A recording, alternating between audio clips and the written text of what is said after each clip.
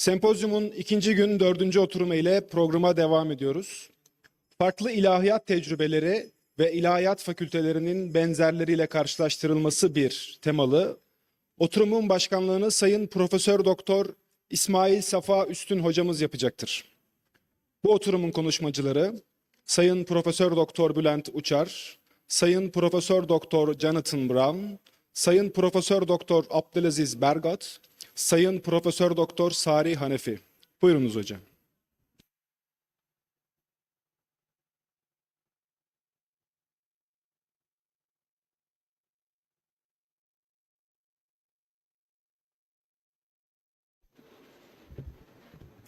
Başla.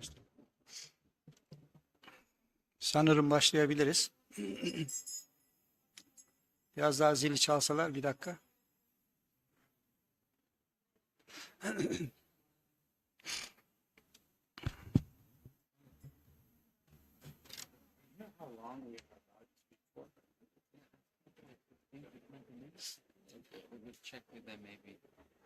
استاذ كمل وقت الكلام يعني 15 دقيقة 20 minutes roughly. 20. Aha.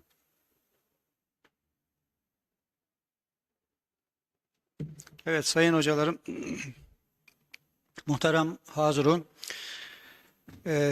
sizleri saygıyla selamlıyorum. 2 gündür İlahiyat Fakültelerinin Türkiye'deki 100 yıllık macerasını müzakere etmeye çalışıyoruz. Bugün ikinci günümüz. İsmail Kara hocam açılış konferansını vermişti, hep birlikte dinledik.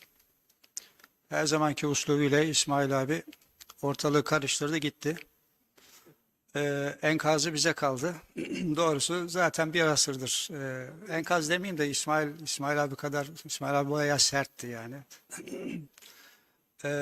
Şimdi konuyu müzakere etmeye, tartışmaya çalışıyoruz. Ne yaptık? Dediğim gibi İlahiyat Fakültelerinin 100 yıl boyunca Türkiye Cumhuriyeti döneminde evvelinden intikal etmiş bir takım problemleriyle İsmail hocam gerçekten çok tatlı, çok güzel bir şekilde konuyu ele aldı. Zaten bildiğimiz şeylerdi. Ama hani yeni filan anlamına söylemiyorum ama daha detaylı, kapsamlı bir şekilde İsmail hocam işte her zamanki bildiğimiz uslubuyla kelimeler üzerinde öyle eşeleyerek bizi aldı, bir yerlere götürdü, savurdu. Problemin mahiyetini aşağı yukarı hepimiz zaten biliyoruz, zor bir konu. Bu sempozyumda 3 gün boyunca bu konuyu müzakere edecek. Bugün ikinci günü. 3 günde filan tartışılacak, bitirilecek de bir konu da değil. Çok büyük bir tablonun ufak cüz'i bir kısmını oluşturuyor bizim ilahiyat ve yüksek din eğitimi. Batılılaşma probleminin cüz'i bir kısmı. Ama cüz'i bir kısmını çözmek bizi zaten işte 100 yıldır aştı ve önümüzde çok da maalesef ben bazen iyimser olamıyorum. Çok da kolay zaten değil. Yani biraz büyük zorluklar bizi hala bekliyor. Şimdi hemen akabinde evvelini ahirini tarihi sürecini ilahiyatların Türkiye'de biraz müzakere ettik. Yabancılarımız, misafirlerimiz var ama ben kısaca onlara da özetlerim.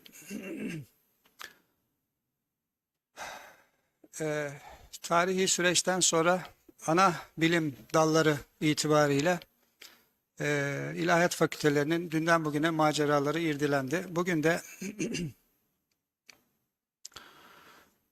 şimdi bu oturumumuzda Türkiye'deki bu yapıyla işte tecrübeyle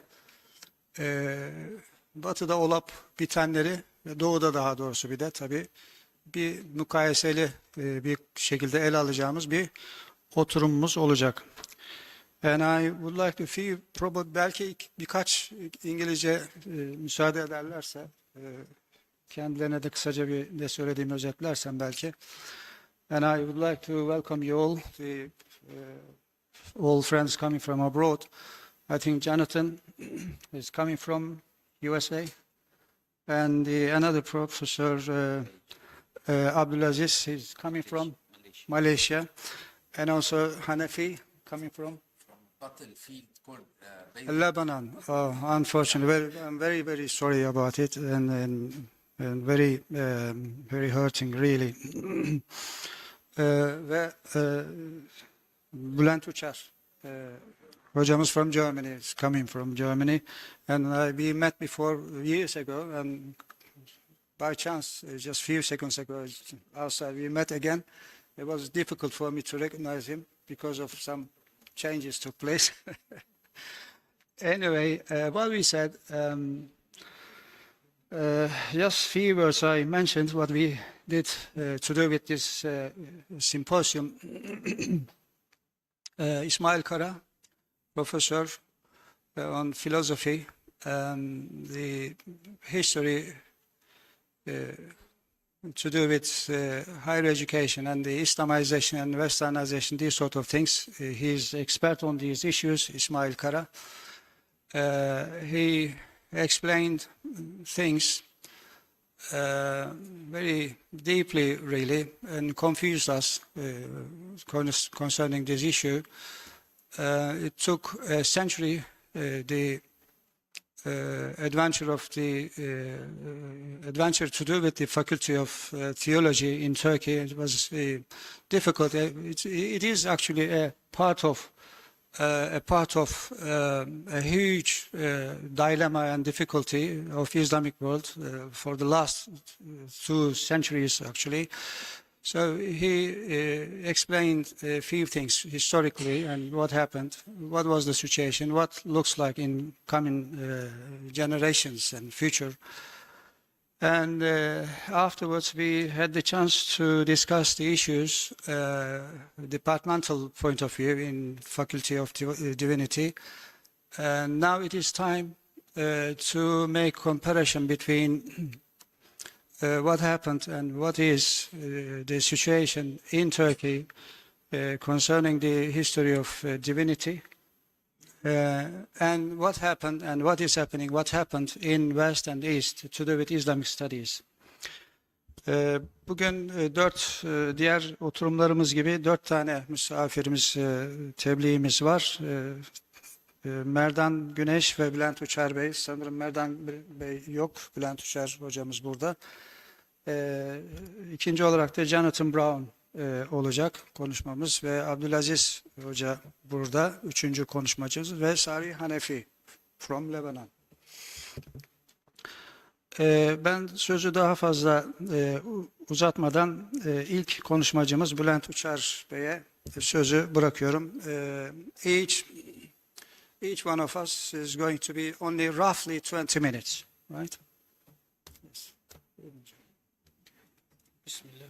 Muhterem Hazirun, kıymetli misafirler, değerli arkadaşlar.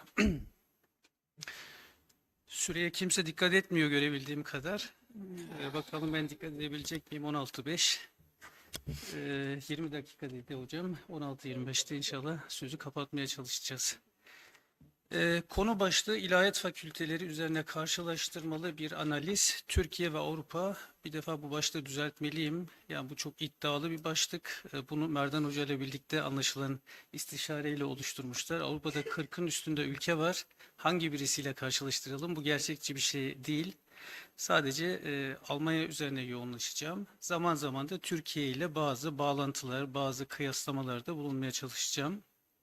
Bu arada Merdan Hoca'nın hepinize selamı var. Çok mu sesli?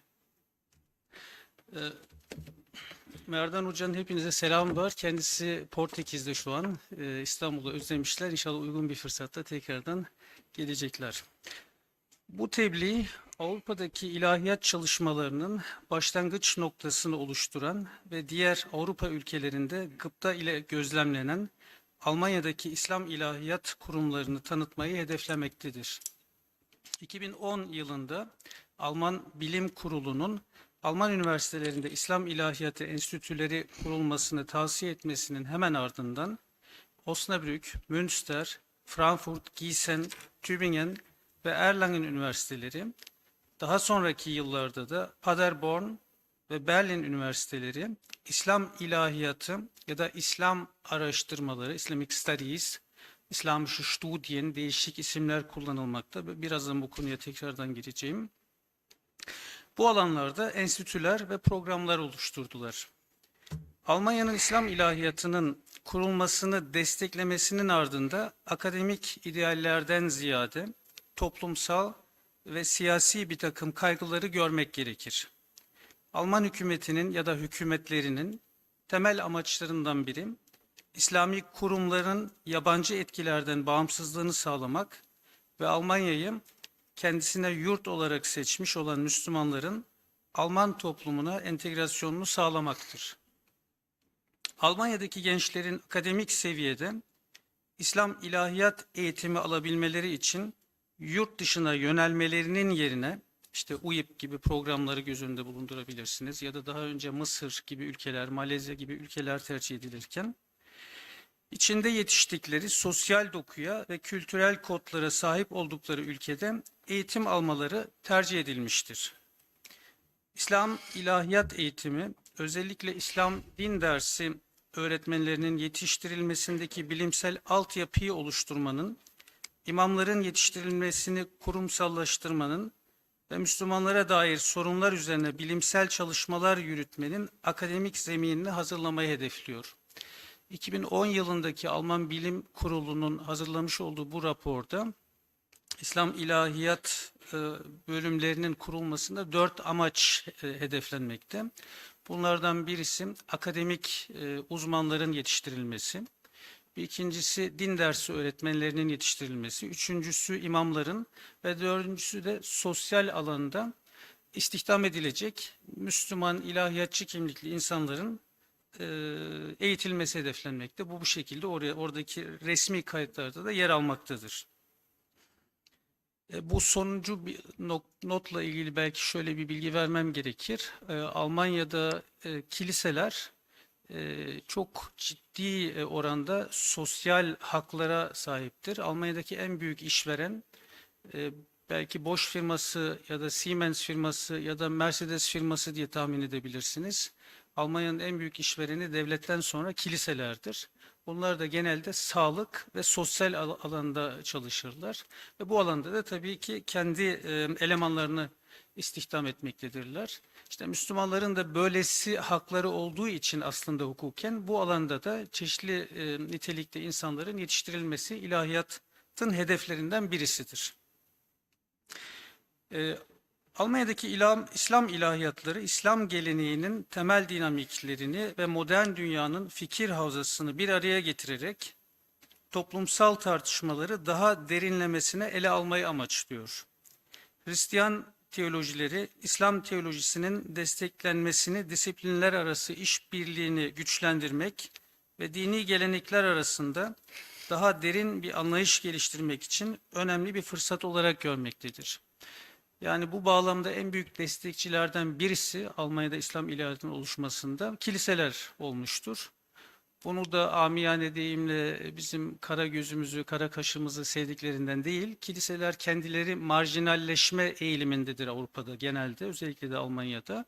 İslam ilahiyatının oluşması onların varlığını tahkim etmektedir, güçlendirmektedir.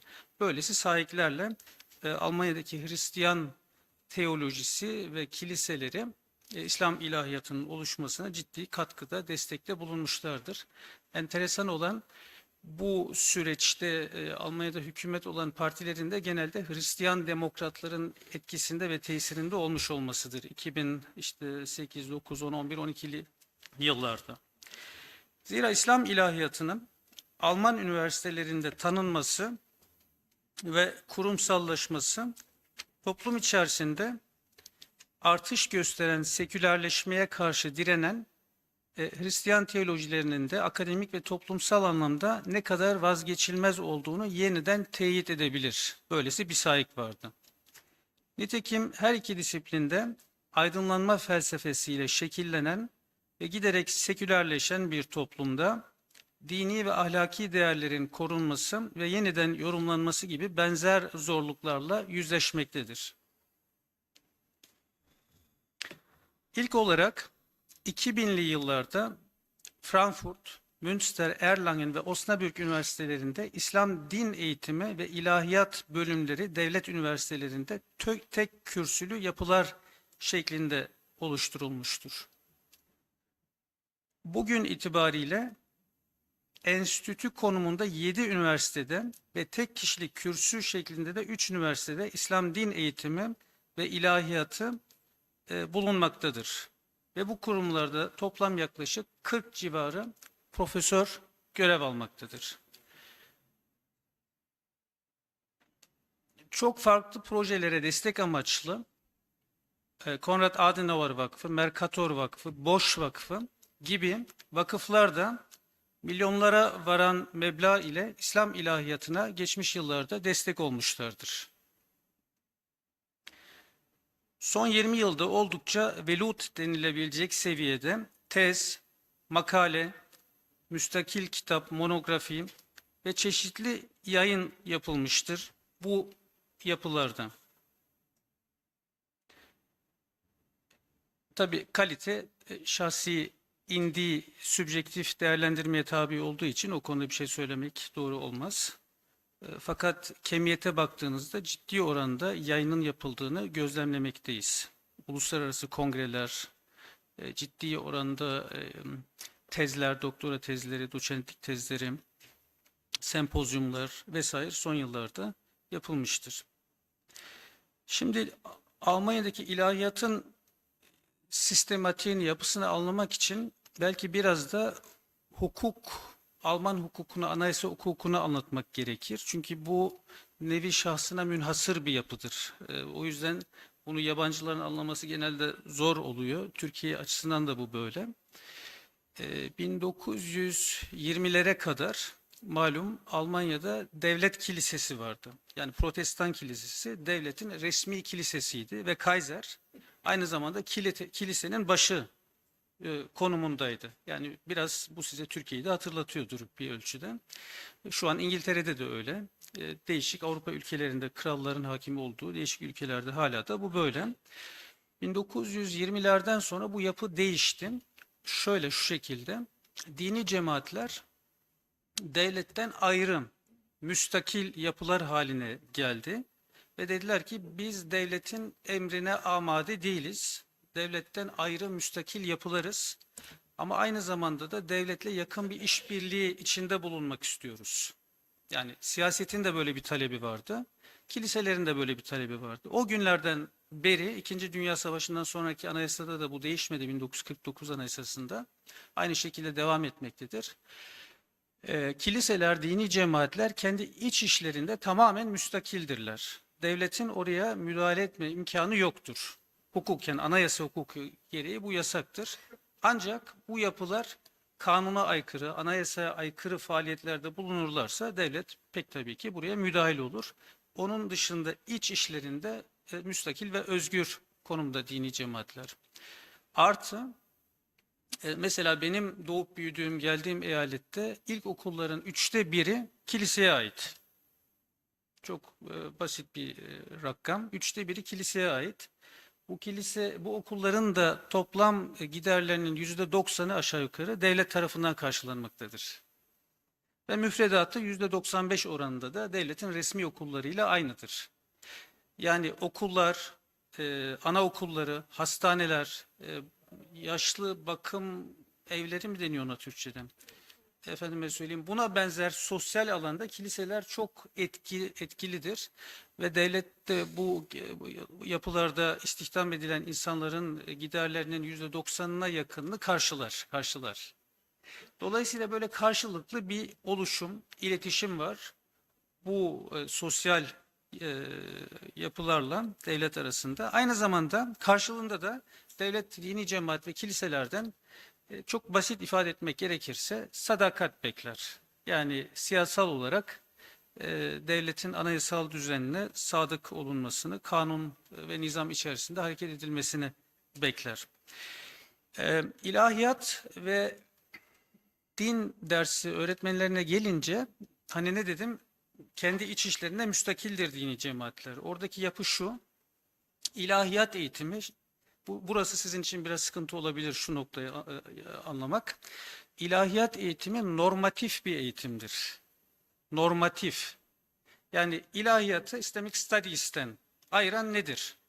Gayrimüslim bir adamın Müslüman bir adamdan ayrıştığı nokta nedir? İslami ilimlerle ilgilenirken, uğraşırken, İslam araştırmaları yaparken. Temel mesele budur.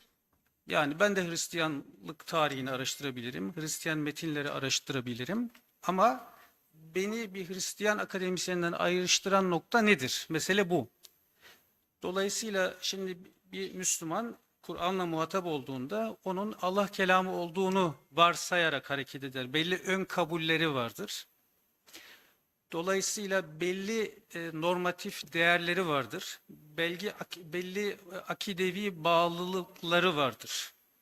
Dolayısıyla Katolik Kilisesi'ne mensupsanız Katolik Kilisesi'nin bu akidevi temellerini, esaslarını benimsemiş olmak zorundasınız ve akademik eğitiminizi de bu ölçüde vermek zorundasınızdır. Aynısı tabii ki Yahudi cemaati için de geçerli, Protestan kilisesi için de geçerli, Müslümanlar için de geçerli. Burada Şii olabilirsiniz, Sünni olabilirsiniz, Mutezile'ye mensup olabilirsiniz vesaire. O bakımdan da bir dini cemaate, Müslümanlar bağlamında bir dini cemaate ihtiyaç duymakta devlet muhatap olarak ki onlar desin ki atıyorum A Hoca Efendi'nin temsil ettiği din anlayışı bizim atıyorum ehli sünnet ya da Şii ya da Mutezili ya da her neyse İslam anlayışımızda uyumlu ya da Katolik ya da Protestan vesaire. Aynısı dolayısıyla bir hoca üniversiteye atanmadan önce burası yine sizin için sıkıntı burayı anlamak ikinci adım. Bir hocanın istihdamı, profesörün atanması akademik usullere göre gerçekleşir. Fakat bütün süreç bittikten sonra o dosya dini cemaate gönderilir ve denilir ki atıyorum şimdi karşımda Murteza hocam olduğu için inşallah yanlış anlaşılmaz. Murteza hocamızın yayınlarında, makalelerinde, eserlerinde sizin dini cemaat olarak inandığınız değerlere külliyen aykırı bir şey var mı? Noktasal olarak olabilir tabii ki ama külliyen aykırı bir duruş var mı? Eğer dini cemaat var der ve bunu belgeleyebilirse o kişi atanmaz. Akademik olarak ehil olmuş olsa bile. Yani ilahiyatın böylesi normatif bir yönü vardır. Buranın bence Türkiye'de ne kadar iyi anlaşılabiliyor, ne kadar iyi anlaşılamıyor onu bilmiyorum. Haddimi aşmak istemem. Ama imalarda bulunuyorum. Gerisini siz daha iyi takdir edebilirsiniz.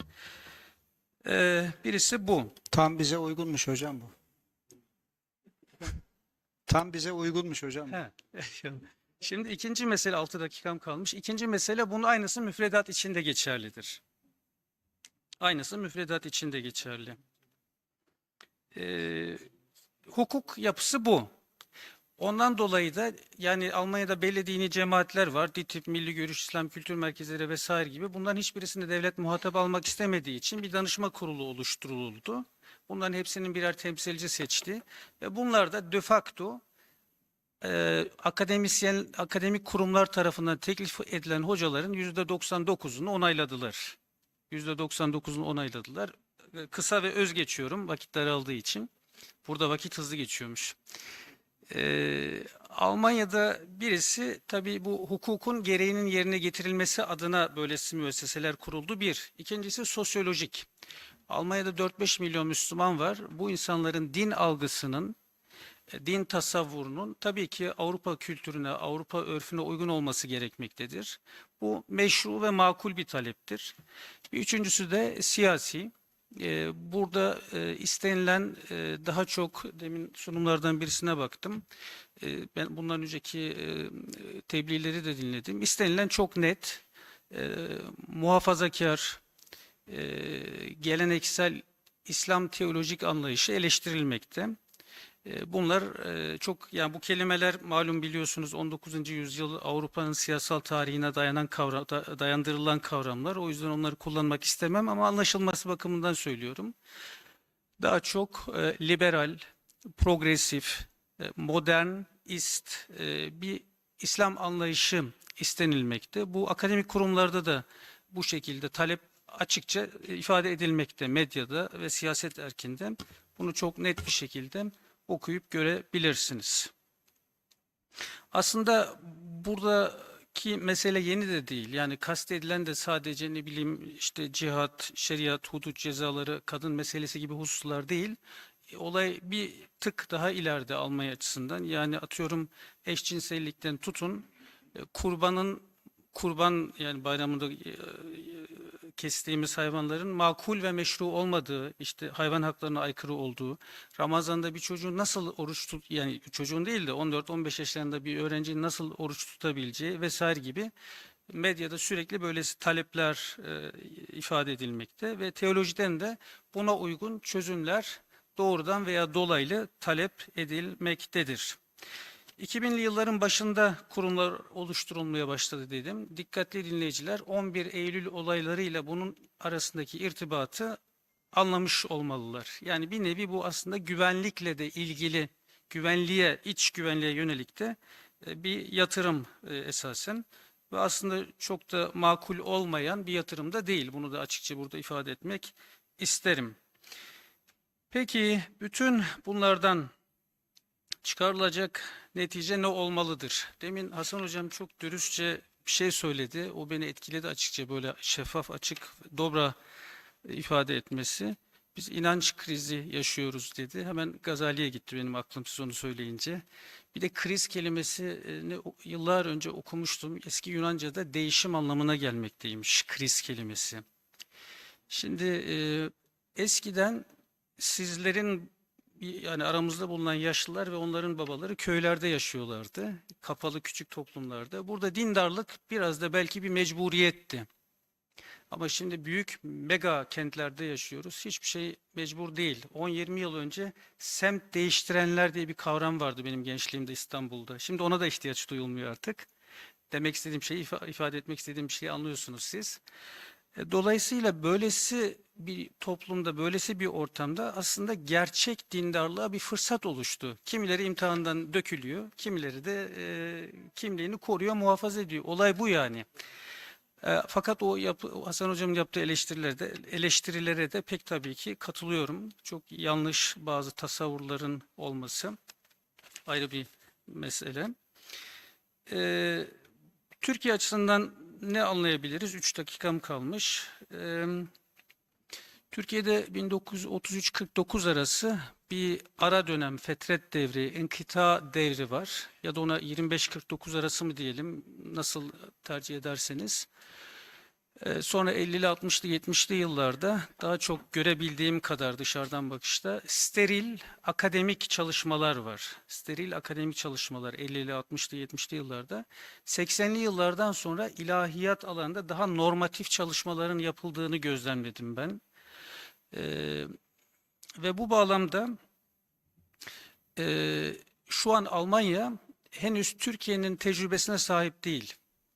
Yani Türkiye'de 1920'li 30'lu yıllarda ciddi devrimler yapıldı ama ona rağmen Diyanet'in iç işlerine çok sınırlı ölçüde müdahale edildi. İfadeyi böyle kullanayım. Sınırlı ölçüde.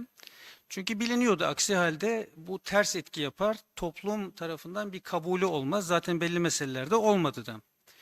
Ve Almanya'nın böylesi derin bir tecrübesi olmadığı için şimdi daha çok tek taraflı bir yöneliş içerisinde bulunuyor akademik yapım. Ama sanıyorum en çok 1 ya da 2 nesil sonra, yıllar önce böyle bir üniversitede sunum yaparken hocalarımızdan bana şey demişti. Evladım dedi, sizlerden birisi belki vefat etmiştir. Evladım dedi, bu İslami ilimlerin öyle bir özelliği vardır ki dedi, bununla meşgul olanı değiştirir, dönüştürür dedi. Doğru, haklı hocamız. Ama İslami ilimlerle meşguliyet, yine haddimi aşmak istemeden söylerim, belki belli bir bütünleme içerisinde olmazsa, yani ibadet ve ihlasla olmazsa insanın yolunu, ayağını saptırabilir de düşünüyorum ben kendi adıma. Bunun tarihte de günümüzde de çok sayıda örneği var. İşte o Hasan hocamızın söylediği çağdaş şartlar da var. Bütün bu meselelerin bir arada bulundurulup buradan yeni bir harman, hem asrın şartlarını göz önünde bulunduran hem geleneğin o bütüncül yapısını, ibadet ve ihlas ilim tedrisatından ayrı bir şey değildi benim görebildiğim kadar. Akademiyada modern çağda geleneksel ilmi tedrisatın daha sistematik bir şekilde devam ettirilmesidir esasen. Tarih itibariyle de bu böyledir Avrupa tarihine bakarsanız. Dolayısıyla hani gelenekten yararlanarak, faydalanarak günümüzün de şartlarını göz önünde bulundurarak böyle yeni bir harman oluşturmak gerekir diye düşünüyorum. Bu yapıldığında ifrat ve tefritten uzak, her türlü aşırılıktan uzak, mutedil bir çizgi oluşturulduğunda bunun hepimizin ayaklarımızı daha sağlıklı bir şekilde yere basabileceğimize imkan tanıyacağını söylüyorum. Bu Türkiye için de böyle, Avrupa için de böyle, Almanya için de böyle. Şimdi Türkiye, Almanya'nın şu an içinde bulundurmuş olduğu durumu belki bundan 1, 2, 3 nesil önce yaşadı hocalar bakımından diyorum. Alman İslam ilahiyatının da evrilip dönüşeceği yer neticede orası olacaktır. Öyle düşünüyorum. Beni dinleme zahmetinde bulunduğunuz için tam süre içerisinde sözümü tamamladım. Teşekkür ederim. Sağ olun.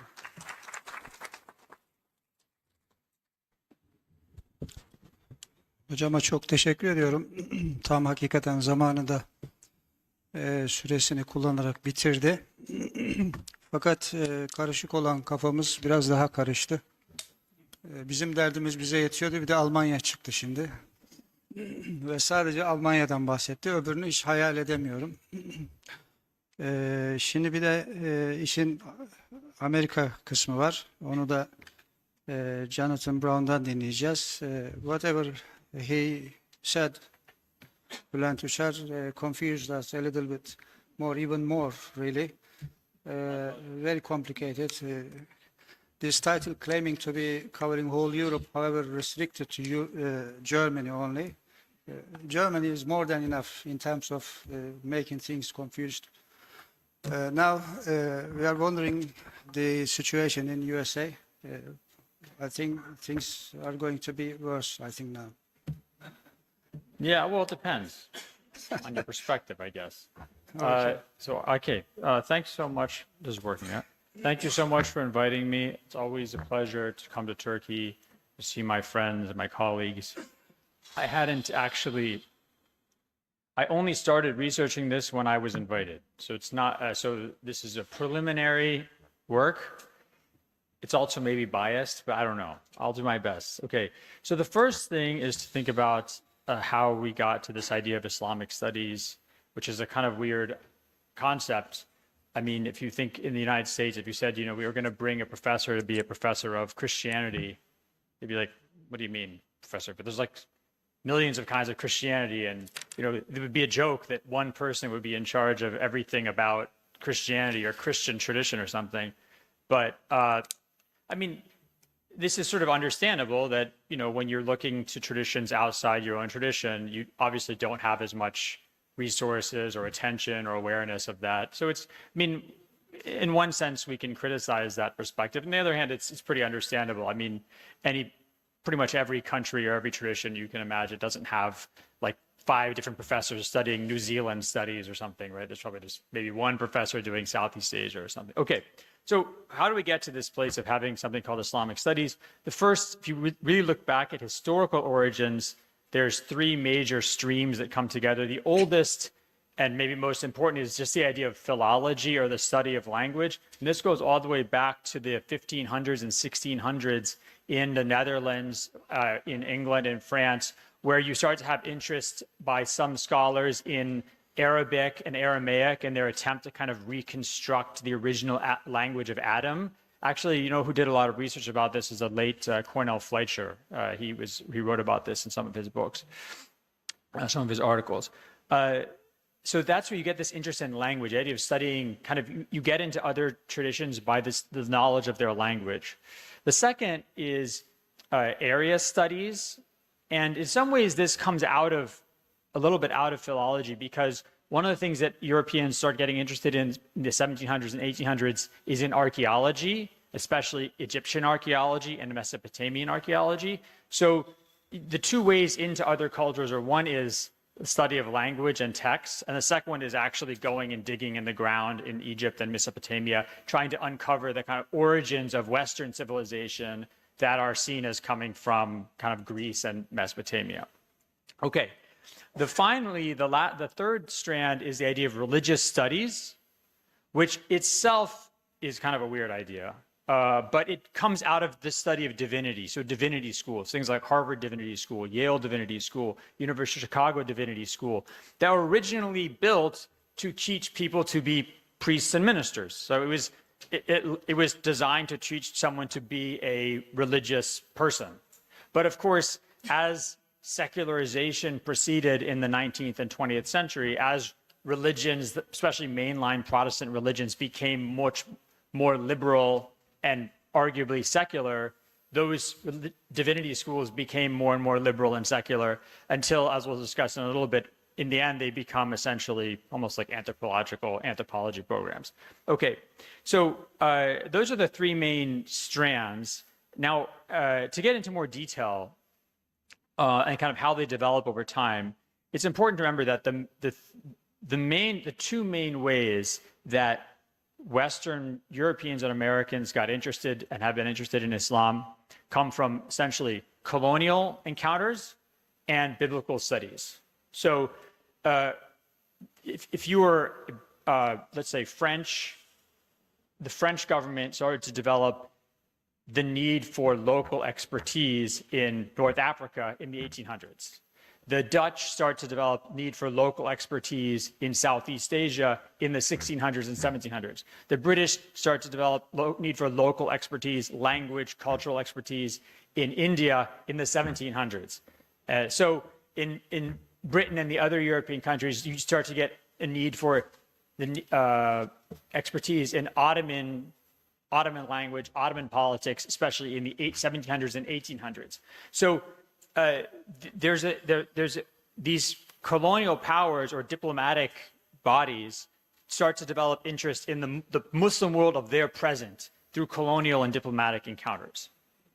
And that's where we get figures, for example, like Bernard Lewis coming out of kind of the study of Turkey and the Ottoman tradition, the Joinbol family in the Netherlands coming out of the study of Southeast Asian Islam, and of course, lots of French scholars who studied in North Africa.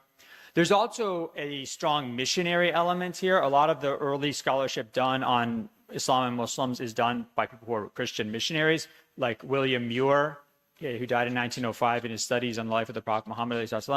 Also, Henri Lamans, in his Jesuit scholar, in his study on the Umayyads and the early dynasties of Islam.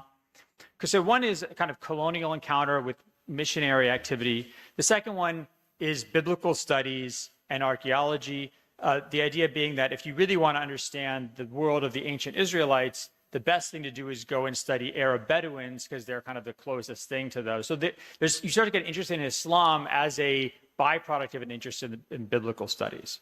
And it's out of that we get basically the departments of Near Eastern language and civilization. So the first departments that you could see in places like Britain and the United States that are really predecessors of Islamic studies, or what's called Near Eastern languages and civilizations, which is basically a combination of philology, study of Arabic as a byproduct of biblical studies, and the second is archaeology. So, for example, if you go to the Oriental Institute at the University of Chicago, which I think has been renamed to something else, some stupid name, I don't know what it is, but and they actually just changed the name of the department to like the Middle East Studies Department, which I don't think is any better than Near Eastern Studies.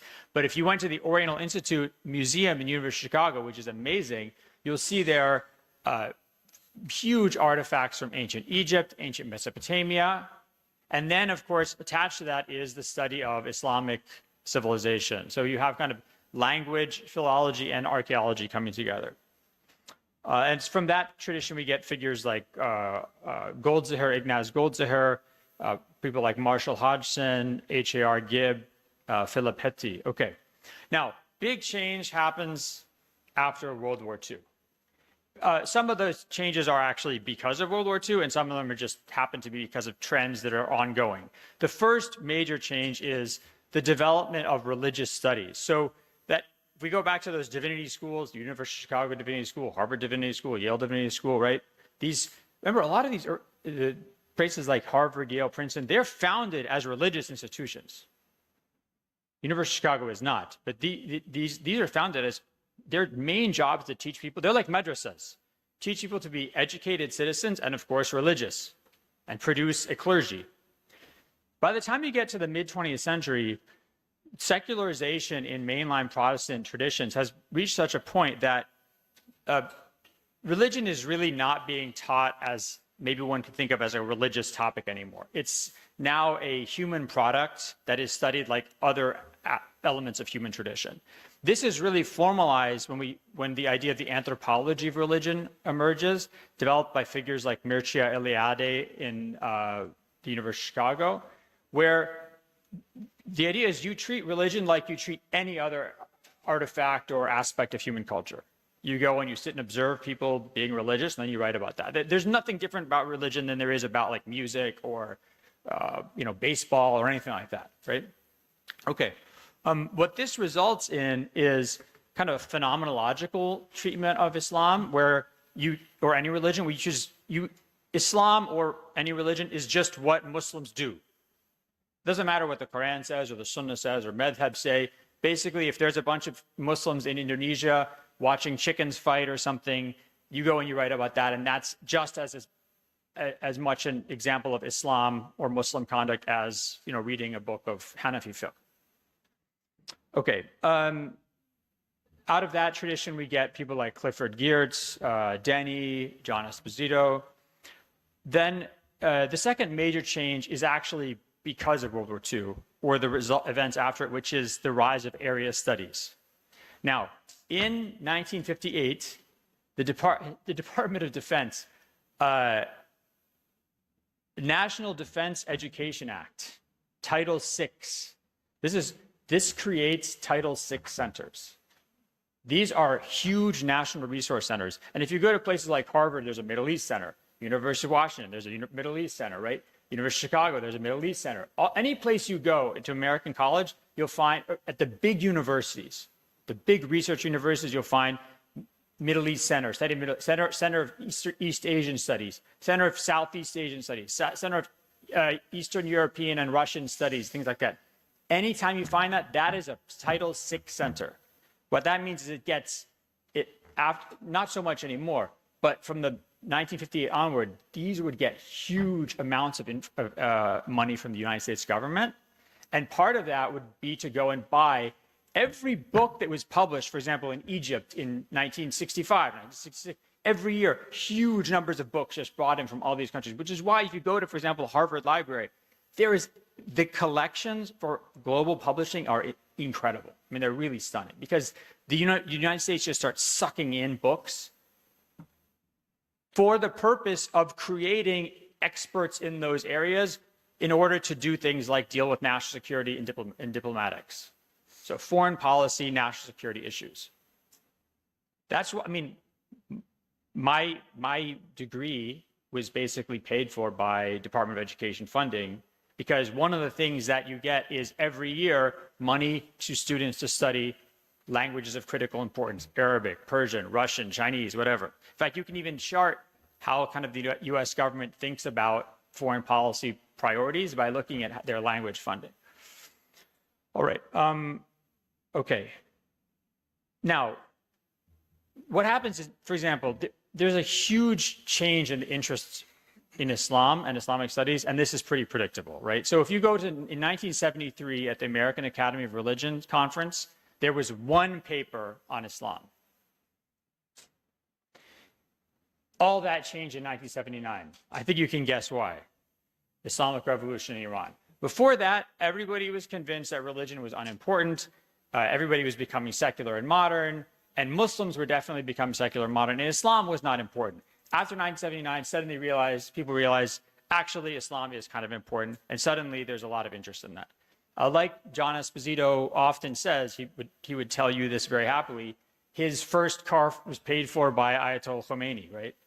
His first job, no one thought he would ever get a job if he had interest in Islam. After 1979, suddenly, tons of interest in Islam. He's publishing books and getting paid and buying cars and things like that. Okay. By the way, that's not a namima. He would happily say this to you. Okay. so after 1979, you start getting obviously a lot more interest in Islam and the idea of Islam as a contemporary world issue. So Islam as an issue that you would be interested in, even if you're not interested in anthropology or tradition, but if you're interested in politics, it's very important. The second major change you can imagine is, anyone who wants to guess? 9/11, yes. This is a big event. As people say, 9/11 changed everything. I always make this joke. But so that was a huge change. After 9/11, any college or university that was worth its salt, and I mean even small colleges and universities, they would get at least one person to be their Islamic studies person. They were going to hire for Islamic studies. I mean, think about the Boston area. There are about 50 colleges and universities just in the Boston area. Lots and lots of small colleges, city colleges, community colleges, small liberal arts schools, big research schools. Every one of these places is going to start getting people in Islam. So, for example, when I graduated from my PhD program in 2006, I applied for 10 jobs in Islamic studies. I just stopped at 10 because I thought that was enough. But I'm guessing there were probably 20 or 30 jobs available. I mean, I don't know how things are in Turkey, but I mean, the United States, the idea that there are 20 or 30 jobs in a field in academia is insane. And it was that way probably from the mid-2000s until around 2012, 2013, when that big clump of jobs that had been created after 9/11 had been filled and people had settled down. But kind of 9/11 happens, it takes a few years for colleges and universities to respond to that, and then you have this huge clump of jobs, and now it's back to kind of normal where no one's getting jobs. That's just normal in academia. Okay. And of course, a lot of this, by the way, is made possible by federal funding. Like I said, my first year, I started grad school 5 days after 9/11. My first year, my stipend was so low, I can't even tell you because you'll lose all respect for me. Let's just say I lived in Zuhud. I was Zahid for my first year of grad school. After that, it was a gravy train. I mean, relatively speaking. I got $15,000 a year. I was so happy. I could live off actual food. I had Turkish roommates, by the way. We were very happy. We made ground beef all the time. Okay, so so that's kind of the history and economics behind this. What about the leanings of the professors? So this is my real interest. What are the leanings, the kind of ideological leanings, identities of the professors? There's a book in 2012 called Observing the Observers, which is a collection of studies published by IIIT on Islamic studies in the United States. And there's an interesting article by Sayyid Hussein Nasr when he talks about, and I think it's an interesting observation, that most of the people who study other religions, so if you're an American, you're studying Buddhism or Hinduism, usually that person has a real affinity for that tradition. Like they really love Buddhism. They may be even Buddhists themselves. They really love Hinduism. There's something beautiful about this. What Nasr points out is that's not the case for Islam, right? So the history of the study of Islamic things, Muslims, the Islamic world, the Islamic tradition in the West is usually done in order to facilitate domination or to understand them for some diplomatic or colonial purpose, or to disprove them or try and convert them. So there's a lot of negativity in this people's orientation towards Islam in the academy. And I think that's actually still the case. I think that's lessened to a certain extent for some reasons, but you can still see, I mean, just on Twitter this morning, I was seeing people arguing about this. Some scholars, Western scholars of Islam, writing about how Muslims need to follow like the historical critical method and need to not believe the Quran is revelation. And other people saying, what is it your business to tell Muslims what to think about their religion? So it's even to this day, like this actual day today, there's still tension over this. I think here it's important to note something. And I think this is one of the reasons there was a change in pushing back against this negativity, which was actually political, namely, especially Arab Christians kind of standing up for the Islamic tradition, standing up for Muslims, because they see this as a real, almost like you're caucusing with Muslims or with the Islamic tradition, because you're trying to stand up against colonial domination. So Arab Christians who have a lot more acceptance in the West, in the Western Academy, scholars like Philip Hitti, people like, of course, Edward Said, who are kind of standing up for the Islamic tradition, for its authenticity, for its integrity, because this is a way to defend against colonial domination or post-colonial kind of imperialism. So figures like Edward Said in his 1978 famous book, Orientalism, and then more recently figures like Wael Halak, from a Palestinian Christian background, who writes another book called Restating Orientalism. Okay. Now, Faisal Islam and Zahid Bukhari in this 2012 study looked at 105 courses and syllabi from American colleges and universities between 2000 and 2005. So this is actually pretty dated. The book was published in 2012. Their study looks at between 2000 and 2005. But this is interesting because we can see changes here. What they found is that of the professors teaching Islamic intro to Islam type classes, Islam 101, Introduction to Islam, Islamic thought and practice, that kind of intro to Islam class. First of all, which is interesting, most of the professors were male, 79% were male. 79% were non-Muslim. So only 21% of the professors were Muslims. People who identified as Muslims, or they have a Muslim name or something. I think they're just going by the name. Interestingly, the largest group were 17% of them were actually University of Chicago graduates like me, followed by Harvard, McGill, Yale, and the University of California system. The specialization of these professors, by far the largest group, 48% of these professors, were religious studies professors whose specialty was not Islam.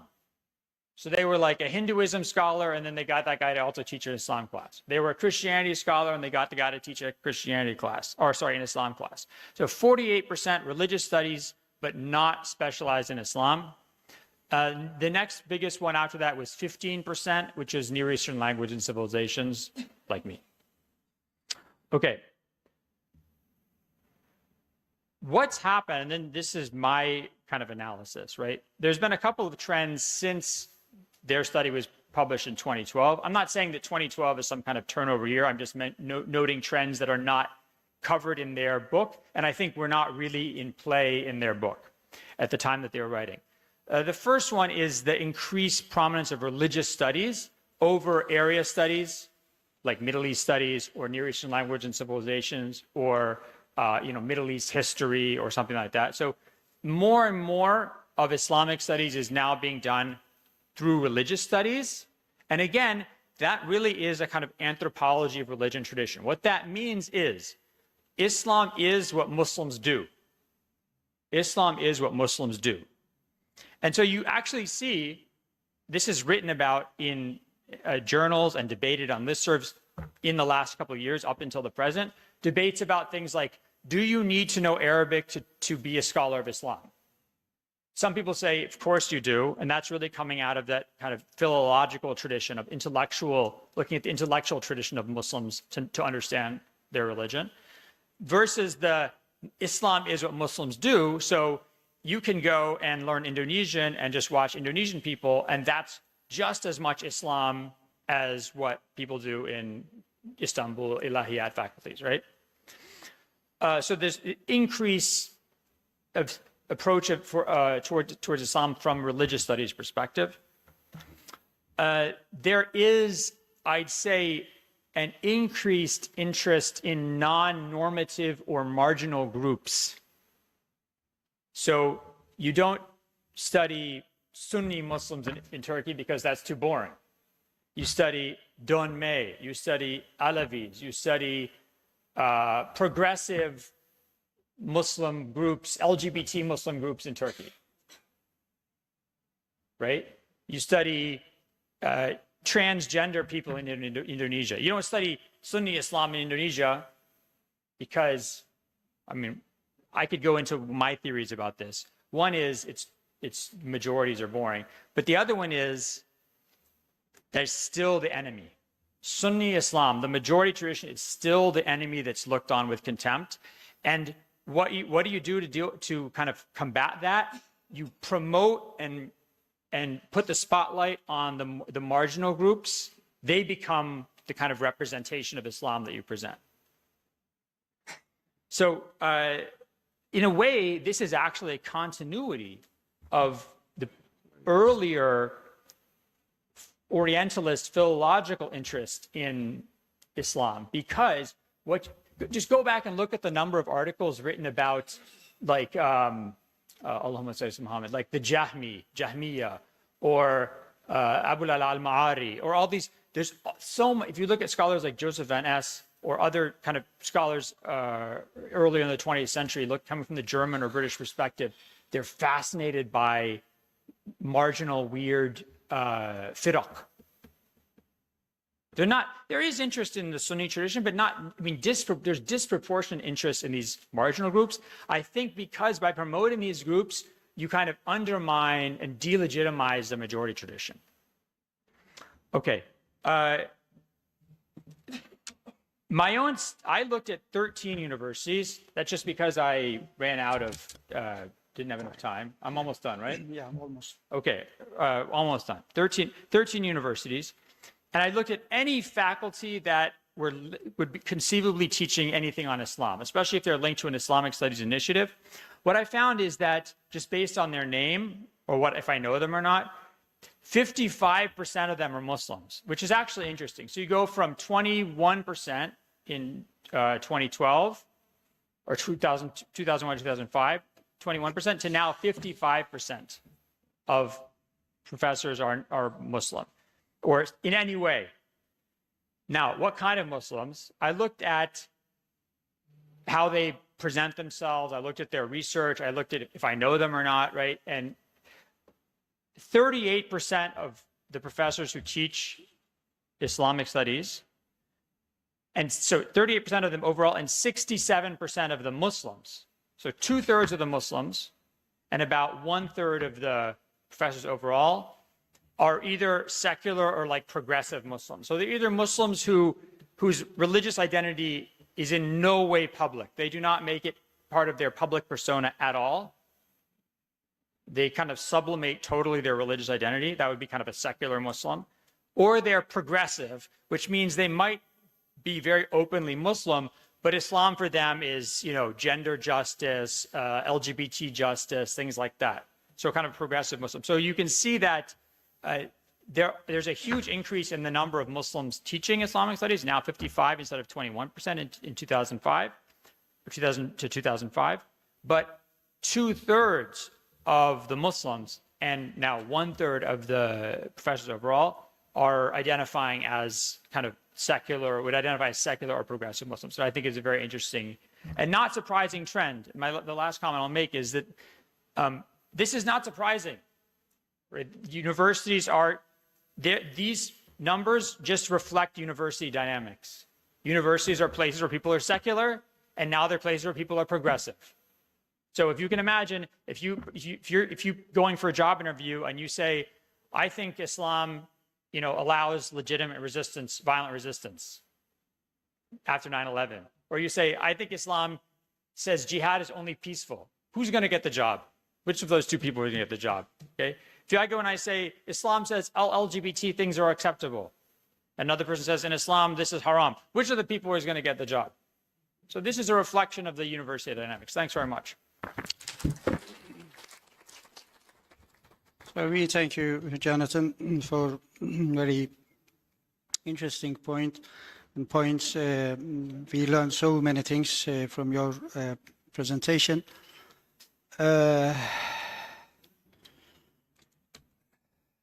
Islamic studies in the United States completely looks like different in specific terms, different from Germany.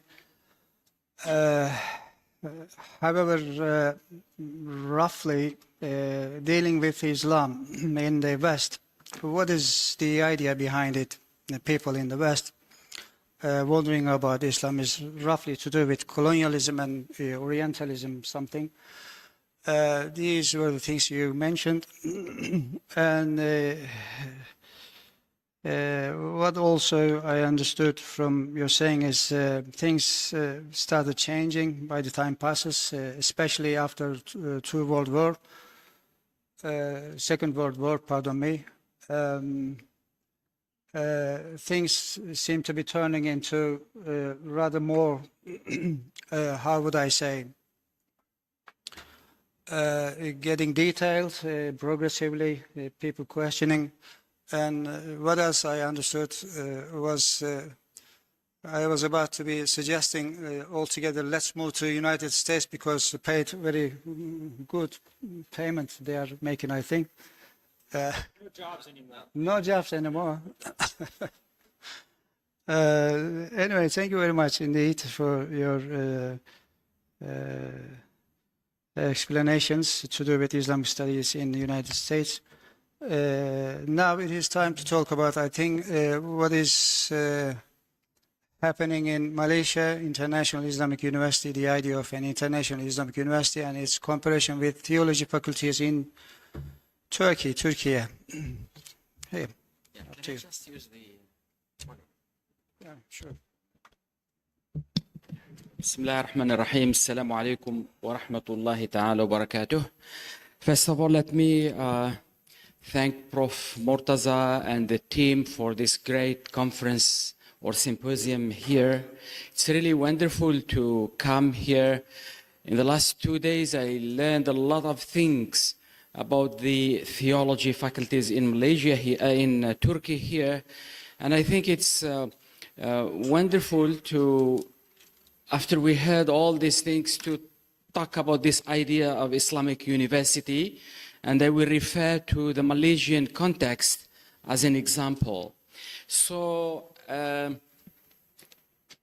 when we look at I have been asked to talk about the idea of international or Islamic university and how it's linked or related to the faculties of divinity or theology faculties here. I will, because of the constraint of time, I will just go to the very important things. I propose that if we really wanted to have a kind of a comparison between the model or the paradigm of Islamic university and the faculties of theology here, I think we need to look at things from various perspectives so that we really make a difference and make outputs that can influence the way forward on how we deal with Islamic university model and theology faculties model. So it's very important when we talk about Islamic university or the faculties of theology, at least there are many other aspects, at least we look at these 5 areas, the historical development, and that's what we have seen in the last 2 days, a lot of things that showed the importance and impact of theology faculties in Turkey here and their role in nurturing and producing great scholars, graduates who proved that the model is working and producing whether research or graduates or people who go and serve in the society. That's first aspect. The second aspect is more, we talk about the philosophical and epistemological consideration or development of these models so that we understand where we stand, where is our stand? Are we still within the context of Orientalism or the context of secularization or secularism model or desecularization or Islamization, or where are you exactly when you wanted to develop your model and move forward into the future? The third aspect, we talk about the pedagogical perspective. How do we teach Islamic knowledge in a very complicated world today? Whether our approaches, our methods, our way of really dealing with the religious knowledge or Islamic knowledge in a very complex world, living all in post-normal times, where the dynamics of things are making a lot of changes in our lives, so the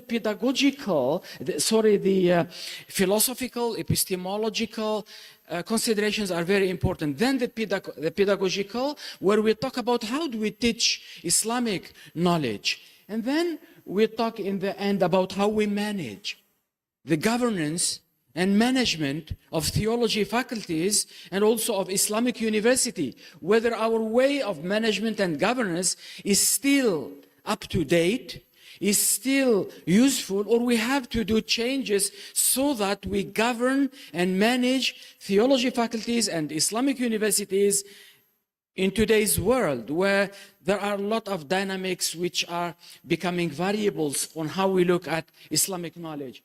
The number 5 is the impact, the social impact of Islamic knowledge, whether we are making impact through our research or publication or graduates who are going to society or to community. So how do we do with this? So this is the way how I wanted to, in the paper later on, you will see how things are divided along these 5 areas. So I move forward. I brought here in the paper or in this presentation a lot of examples of universities, whether from the West or from the Islamic world, and how they approach Islamic studies or Islamic knowledge, or whether from a classical perspective or a modern perspective. So you will find here a very concise summary of how the models of dealing with Islamic knowledge in our contemporary times, whether from the in the Western context or Islamic. Now, I also mentioned here about Turkey and Malaysia as 2 examples of 2 Muslim countries who are moving forward in terms of development from a more civilizational perspective. That's why a lot of questions need to be answered when we talk about the role and the contribution of Islamic knowledge or theology knowledge into the development of the society. So if you see here, you will, I will come back to this one, but I wanted just to show you that in the paper I brought a lot of examples, some universities from Indonesia, some universities from the Middle East, and so on and so forth. Now, based on this introduction, let me tell you a little bit about what is this idea of Islamic university. Of course, before the establishment of IIUM as one of the Islamic universities under the OIC. OIC in the 80s decided to establish few universities which are not mainly under the OIC, but somehow sponsored by OIC. We have IIUM, which is International Islamic University in Malaysia. We have International Islamic University in Bangladesh and in Pakistan. And we have one in Niger. These universities are called based on the OIC. I will focus on IIUM because it have developed, advanced in its development much more than the other universities. Before that, we have Al-Azhar as a university, Al-Qarawiyyin as a university, we have Al-Zaytuna as a university, we have Medina Islamic University in Medina. All these are models and examples of what is an Islamic university and how we deal with it. Now, zooming into IIUM as an international Islamic university which adopted the idea of Islamization of knowledge and integration of knowledge, which made impact into the curriculum, into research, into the philosophy of education itself. Starting from this diagram, the illustration which you see here, which is the philosophy of education in Malaysia, which talks about the learning outcome, the attributes of the graduate. The attributes of the graduate means your educational system or your faculty is projecting what? What type of a graduate or a scholar or a person you wanted to nurture. For what purpose? Is it for employability or for nurturing mujtahid or new scholars or students who can, graduates who can produce knowledge? So if you look at this illustration here, you see that the philosophy of education talks about graduates who are well-rounded or well-balanced, intellectual, cognitive, spiritual, ethical, physical, psychomotor, which is more on skills, attitudes, values, and the cognitive knowledge. So, based on this one, the IIUM as an international Islamic university, a model of a university, it's not just about the faculty of theology or the faculty that teaches also only Islamic knowledge. IIUM is a university which teaches all the disciplines, but based on the philosophy of integration and Islamization of knowledge. We have medical department, we have engineering, we have architecture, we have ICT, we have law, we have economics, we have all the human sciences and the social sciences. And in this context, what we have also, we have the Faculty of Islamic Revealed Knowledge and Human Sciences, to translate the idea of integration of knowledge into a faculty. We have this Faculty of Islamic Revealed Knowledge and Human Sciences, in which we have 11 departments.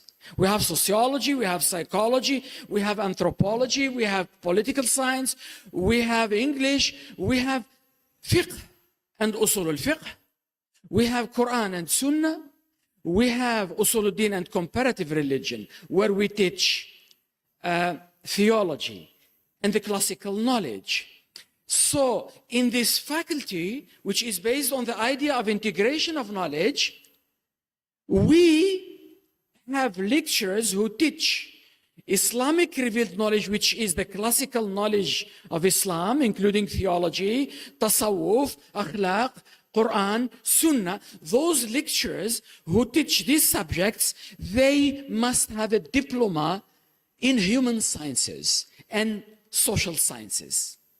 Those who are teaching social sciences and human sciences, they should have a diploma in teaching, in revealed knowledge and human sciences. This is the idea of integration of knowledge. Why I'm trying to show you this, to tell you that IIUM as a university or a model of Islamic university is really a modern university, but entrenched into tradition, into classical knowledge. Like the theology faculties here, their strong or strength is actually in the way how they deal with classical knowledge and how they make that classical knowledge relevant to our time, maintaining that originality and not losing their identity into all this spectrum of the modern secular knowledge. So IIUM here, when you look at it from this perspective, that's how we manage a university, which is an Islamic university. Even when we speak about natural sciences, medical, nursing, and all the other science-based, we also include the revealed knowledge into the curriculum. Because of the idea or the philosophy of integration and Islamization of knowledge, all medical student, all engineering student, all architecture students must take a portion of the revealed knowledge that makes them able to understand the world, the universe, life, man. It's like a worldview or a knowledge that is a small worldview for them to integrate Islamic worldview, Islamic knowledge in their disciplines. So this is an example where we talk about an Islamic university where governance is very structured, strategic planning is very structured, curriculum is very structured, assessment is very structured. Assessment, an example of assessment, the student in the Faculty of Revealed Knowledge and Human Science, which is like theology faculty, the assessment is based all on experiential learning, not just on text. Not just on teaching from text perspective, but experiential learning.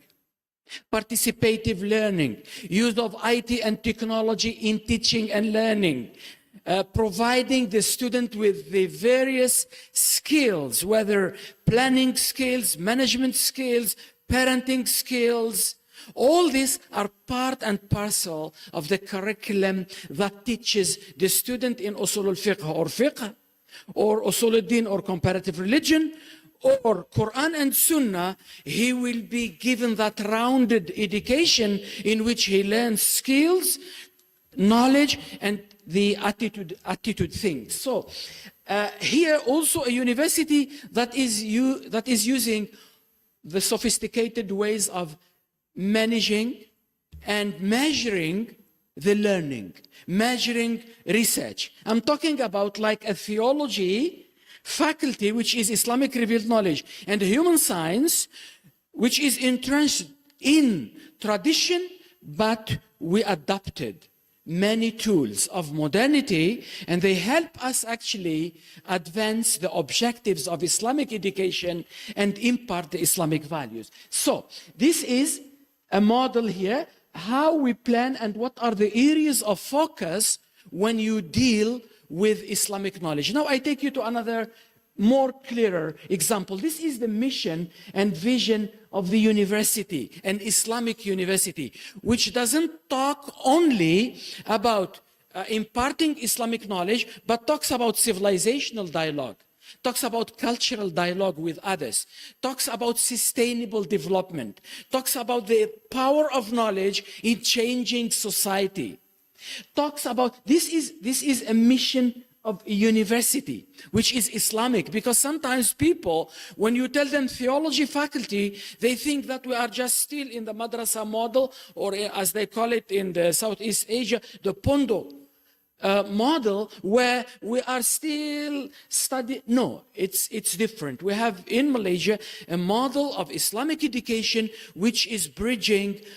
tradition and modernity in such a way that reflects the cultural context of Malaysia and their historical development. So I wanted to take you to an example of the institute, which is a faculty of theology. We call it International Institute of Islamic Thought and Civilization. I am the dean of this institute. What Islamic thought and civilization means, we teach the things that you are teaching in the Faculty of Divinity or in theology. We teach, we have master and PhD in Islamic thought and civilization, and under this heading, we have 9 different sub-specializations in which we teach Islam and other religions. We teach Islam and other civilizations, in which we teach Islam, technology, and environment. We teach Islam, family, and gender studies. We teach arts, funun, civilization, arts, and languages under the Faculty of Divinity. All this happened because of the idea of integration and Islamization of knowledge. Professor Abdulaziz, excuse me, just few. Finish? Done? Almost finished. Almost yes, done. 1 minute. Few, Okay. last. In 1 minute, I would like just to mention that also we integrated in the model of teaching theology and Islamic studies, sustainable development. And for your information, IIUM proposed another, the 17 SDGs.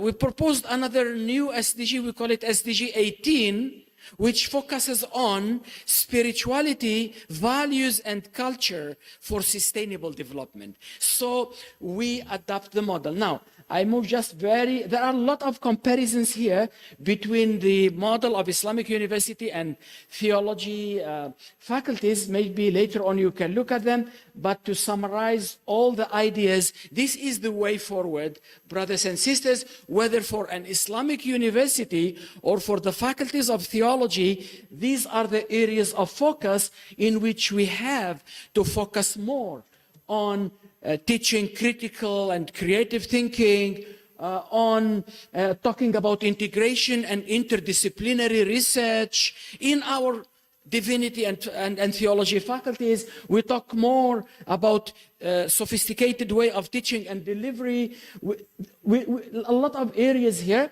With this one, I stop. Assalamu alaikum wa rahmatullahi ta'ala wa barakatuh. Thank you very much indeed, Professor Abdulaziz. Talking about so many issues in Islamic University in Malaysia and experiences shared with us.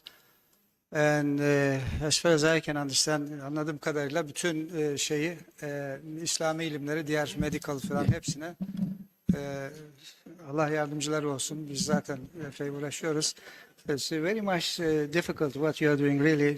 Already it is more than enough. The theology within inside theology is difficult, so you are going beyond. So that's what congratulations to what you are doing. Now it is time to talk about the probably Islamization of knowledge in Arab world and critic, an alternative by Sari Hanafi. Yes, sir. Yeah, thank you so much for the invitation. I'm glad to be here. Actually, I will say a few words about my book, which published first in Arabic under the name of Rupture Between Social Science and Religious Science. And I took the subtitle from Sheikh Ibn Ashur in Tunisia, who wrote a book actually exactly 100 years ago. And I would say most of the challenges of studying Islam in the time of Sheikh Ibn Ashur, the Sheikh of Al-Zaytuna University, not university, it was the mosque, is actually today. And now it is in English. So let me start by, I'm obsessed by different elite formation, polarization in the Arab world. This is what drives me as a sociologist to understand why there is so much rupture between different elite formation. You should just see the Arab world and what happened in a country like Egypt, where elite prefer to ally with the military forces to get rid from the other elite. So there is so much evidence about this different polarization.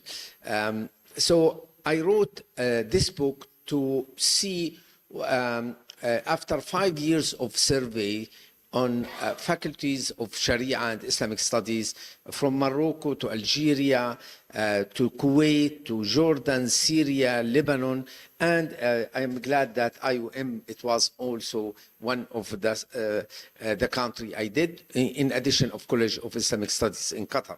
So in a brief to say, generally speaking, there is the problem that there is no an overarching methodological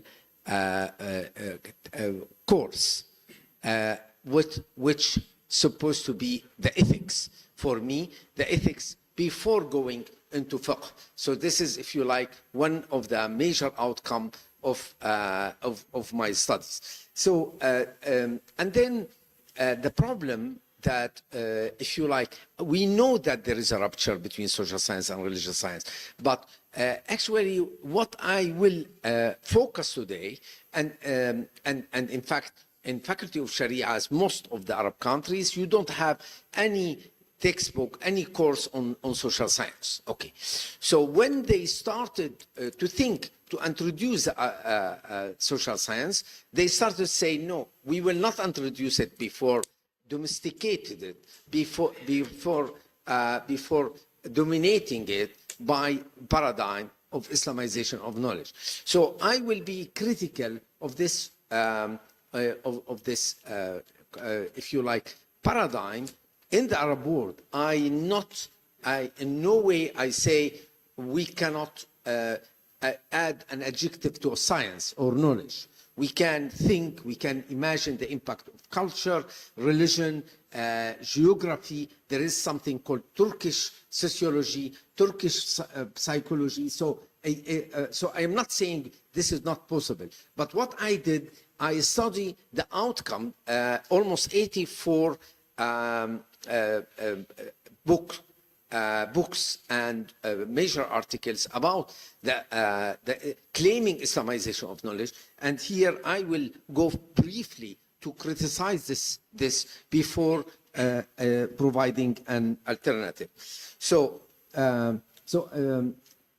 if you, the alternative I will talk about is called the approach separation, connection, and pluralistic practices. We will come to it. So, on brief, what is really تأصيل الإسلامي, if you like, grounding, Islamically grounding, or Islamization of knowledge, or if you like, Islamic perspective. I think one of the founding of this such conception is Ismail al-Faruqi, Allah yarhamu, a Palestinian philosopher in the United States, which really put emphasis on the epistemology and tell us that we can study social science, but we want to if you like, to think how they can be understood within an epistemological processes where you think about Islamic values and with 5 unities, if you like, which form the first principles of Islamic methodology, unities of Allah, of creation, of truth and knowledge, and of life and the humanity.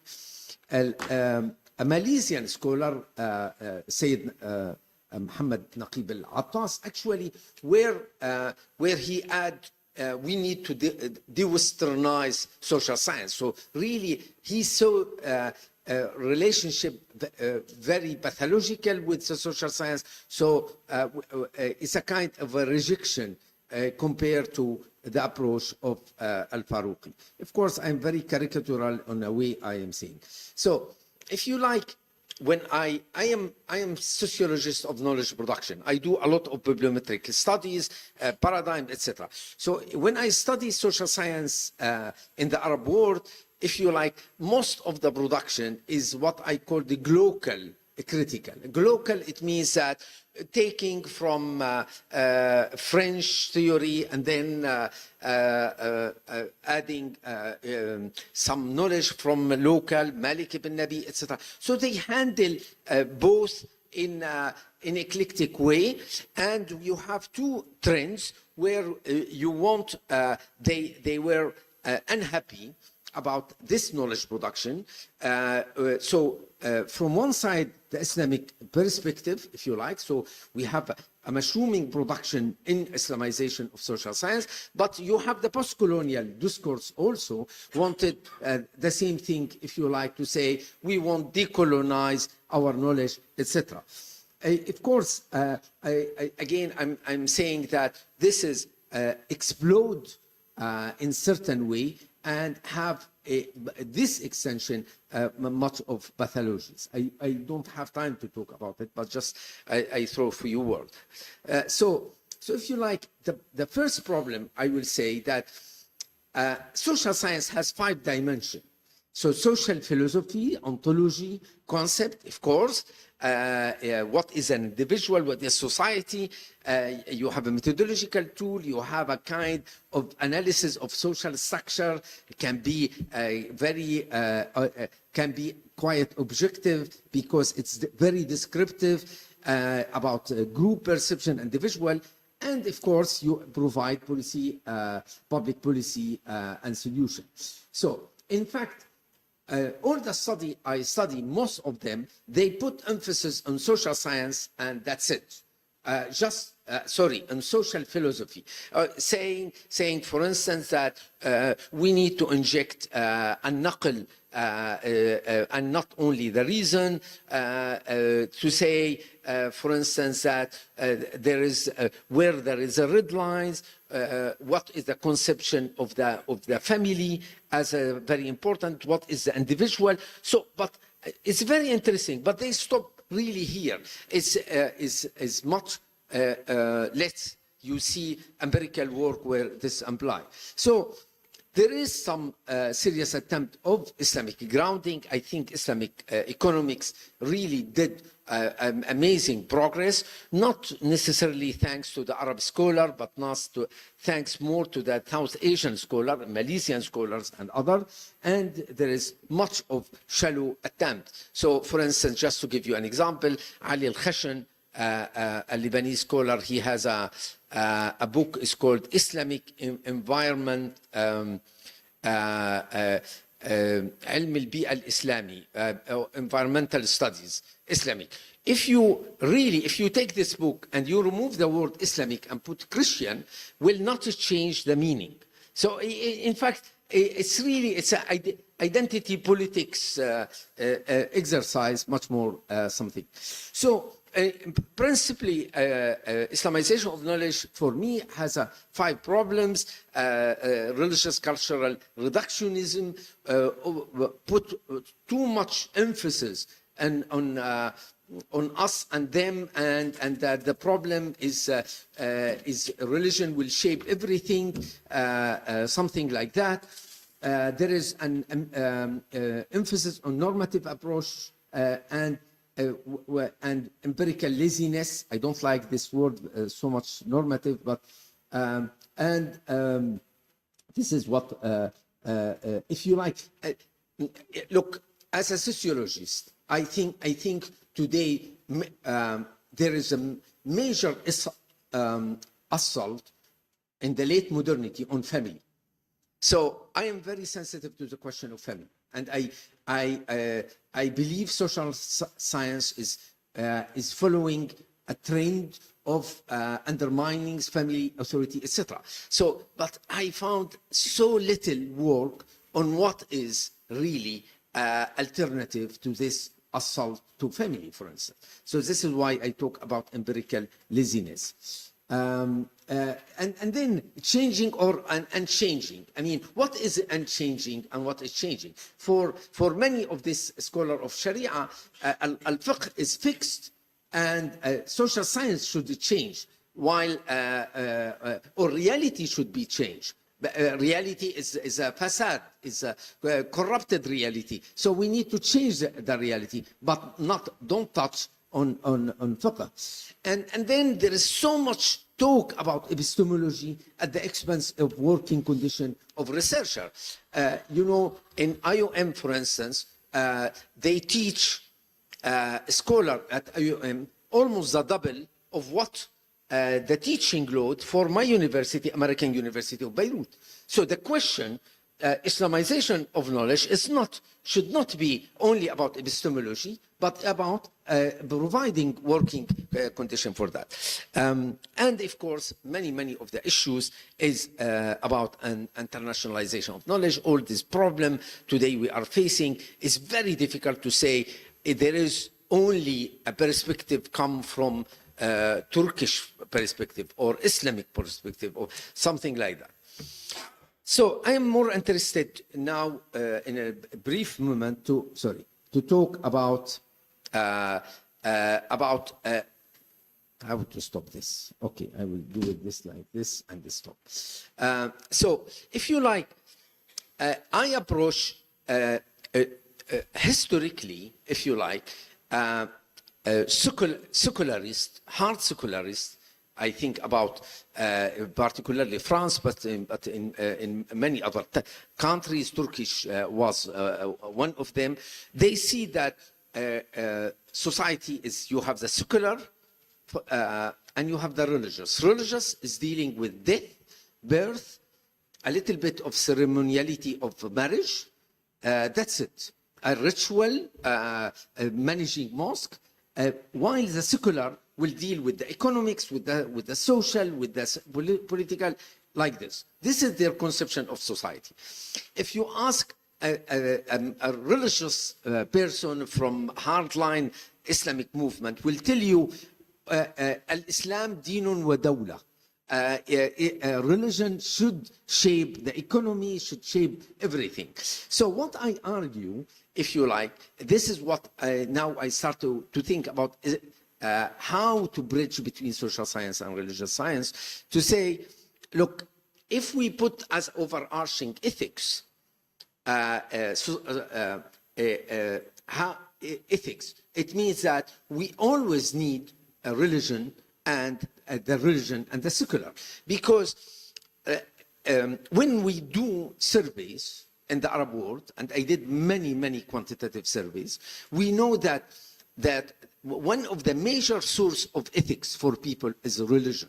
So once I say ethics will intervene on any problem we are facing, whether COVID-19, people should be stay at home or going stay at home and die starving, or going outside and spreading the disease. This is not only medical case, medical problem, it's an ethical problem. So ethics is in all the problem, and we know one of the major resources of ethics is religion. So religion should interfere in any problem, no matter what is the case of this.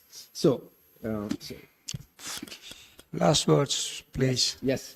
So what I propose, okay, you see it.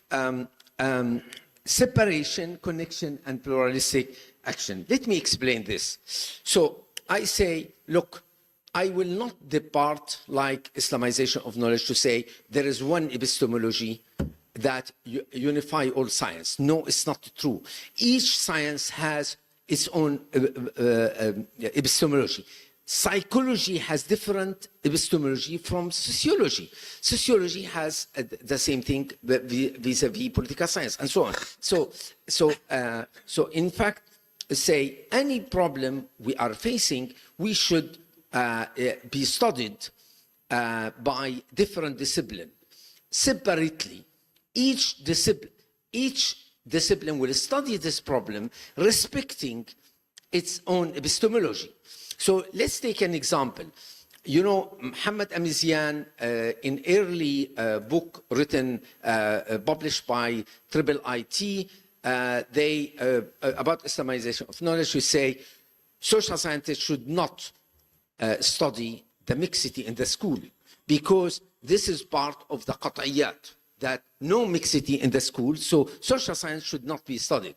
So this is this kind what I'm trying to oppose, to say, no, we can study the mixity in the school, we intervene psychologists, sociologists to study properly what is, and of course the religious scholars will do the same thing, using ilm al-hadith, ilm al-Quran, everything, and say whether maqasid al-sharia can be applied, extending, opening, doing some ijtihad or not.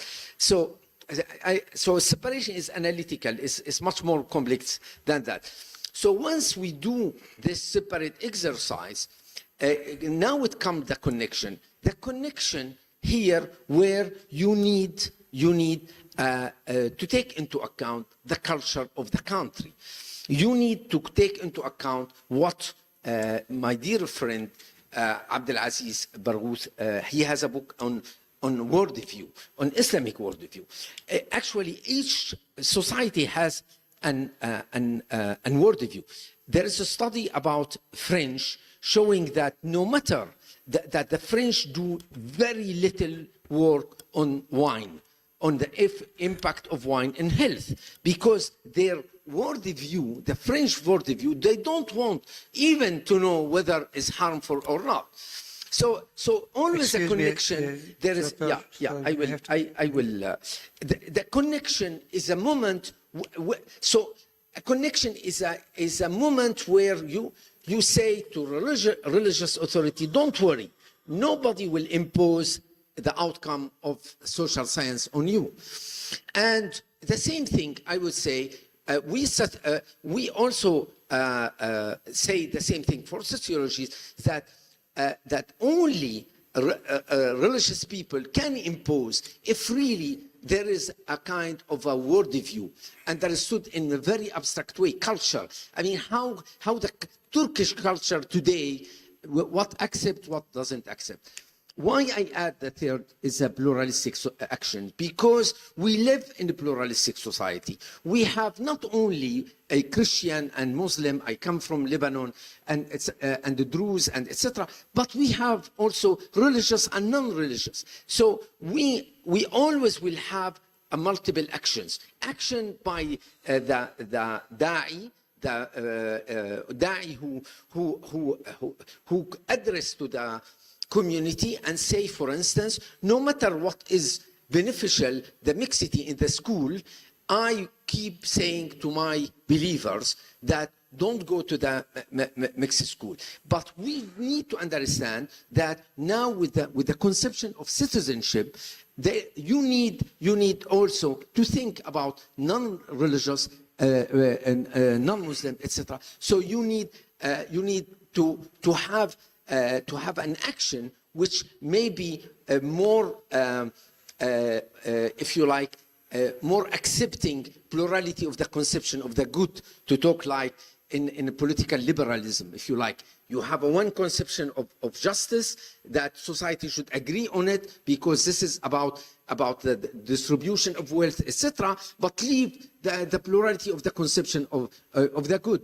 The example I often brought that the preacher can always say, don't drink wine. But I am not sure that today, with the type of the plurality we have, a state should ban selling wine. Let's drink together. Okay, so I will stop here. Thank Stop. Rather than saying stop drinking, let's drink together. you. I think it's less than 20 minutes, but it's fine. No, it is quite become out of time, really. I'm very sorry. So many issues and very difficult issues we have to discuss, and we don't have enough time. One question. Yes. Biz böylece tebliğlerimizi bitirmiş olduk. Soru sormak isteyenleriniz varsa, questions are coming. So be careful. Huh? Yeah. Yes, buyurun. Fatih okumuş, Sütçüman Üniversitesi Kahramanmaraş'tan.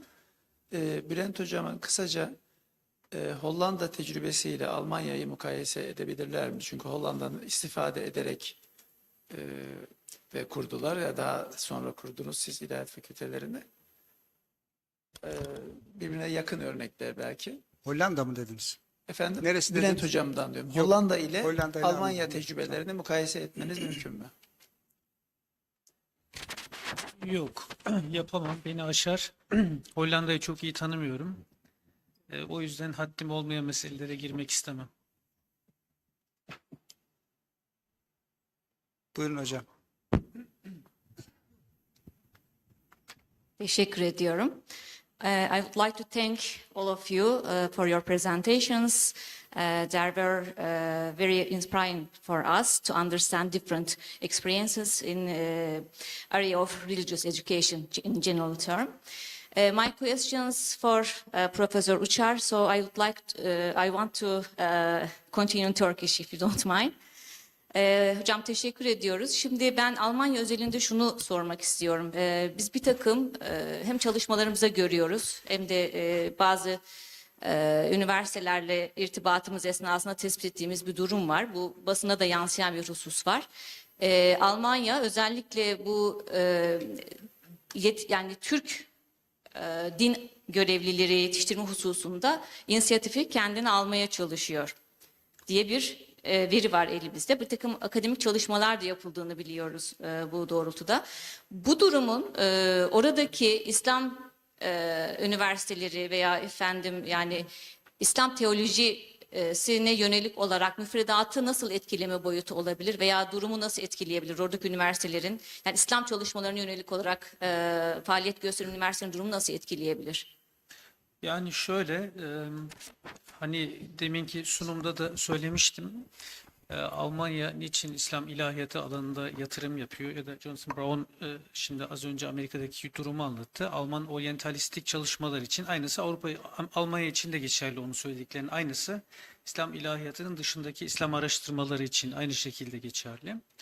İslam ilahiyatının temel amacı, belki şöyle cevaplayabilirim sizin daha iyi anlamanız için, Türkiye ile de bir bağlantı olsun isterim. 1949'da Türkiye'de, Ankara'da İlahiyat Fakültesi için kurulduysa Almanya'da da o amaçla kuruldu. Yani CHP'nin kurultayda yaptığı tartışmalara bakarsanız 1946'da ve akabindeki o çalışma grubu Şemsettin Günaltay'ın başbakanlığı döneminde vesaire, oradaki temel sihirli kelime münevver din adamıdır. Münevver din adamı. Buna bugün itibariyle progresif, liberal, aydın, çağdaş, modernist ne derseniz deyin yani. Dolayısıyla şimdi Alman hükümetinin ya da Fransız hükümetinin ya da Norveç hükümetinin ya da Amerikan hükümetinin de kendi ülkesinde görev yapan imamların o ülkede yetiştirilmesini istemesi çok makul bir talep. Yani nasıl ki siz burada, hani düşünün şimdi 100.000 Rum vatandaşı var. 1 milyon, 3 milyon, 10 milyon Rum'un yaşadığını düşünün. Şimdi bunların da Yunanistan'da yetiştirildiğini düşünün. Türkiye buna nasıl bir tepki verir? Yani hani böylesi makuliyetlerde de bulunmak lazım empati bakımından. O yüzden bu siyasi bir talep, ama bana sorarsanız sosyolojik de bir gerçeklik. Çünkü Türkiye'den gelen imamlar artık Almanya'daki yeni yetişen 3. 4. neslin dilini anlamıyorlar. Yani Almanca bilmiyorlar demek istemiyorum. Orada yetişen insanların kültürünü, örfünü, hayata bakış tarzını anlamıyorlar. Yani belki şöyle anlatayım size. Hakkari'nin bir köyünden yetişen bir imam İstanbul'da işte Bebe'ye gelse, orada imamlık yapmaya çalışsa nasıl etki yapar? Belki böyle düşünün. Bir bu. İki de fırsat bulmuşken hemen şunu da söyleyeyim. Deminki meselelerde İslam ilahiyatının bir epistemolojik, bir de ontolojik bölümü, boyutu var bana göre. Epistemolojik boyutu, bilgi masum bir şey değil değerli arkadaşlar. Bilgi masum bir şey değil. Bilgi ilaç gibi. İslami ilimler de öyle. Böyle bir kelimeyi tırnak içinde kullanıyorum. İlaç gibi. Ölçülü kullanırsanız şifa olur. Fakat ölçüyü kaçırırsanız zehre dönüşebilir, sizi hayatınızdan edebilir. Ontolojik boyutu da şu, Gazali'nin İhyası ilk 1852'de tam olarak Avrupalılar tarafından görünüyor, okunuyor, anlaşılabilir haline getiriliyor. 1854 yılında Goşe diye bir Alman oryantalist bir makale yazıyor Gazali ve İhyası hakkında ve orada Gazali eleştiriyor. Diyor ki Gazali'nin saçma sapan bir ilim tasnifi var, faydalı ve faydasız ilimden bahsediyor diyor. Bu hiç de akademik bir tasnif değil aslında falan diyor. Bunu anlayamıyor işte, onun arkasındaki o hadisi, onun arkasındaki ontolojik boyutu. İlmin maksadı, İslam ilahiyatının maksadı var mıdır? Bence vardır. Ontolojik olarak vardır. İnsanı daha iyi bir insan yapmak ve onun da üstünde, Akif'in şeyini hatırlayın, daha iyi bir Müslüman yapmak olmalıdır. Dolayısıyla Müslümanca bir bakışla Müslümanca olmayan bir bakışın ciddi farkı vardır diye düşünüyorum. Bunlar hepsi hepinizin bildiği meseleler. Haddimi aşmışsam özür diliyorum. Sonuç.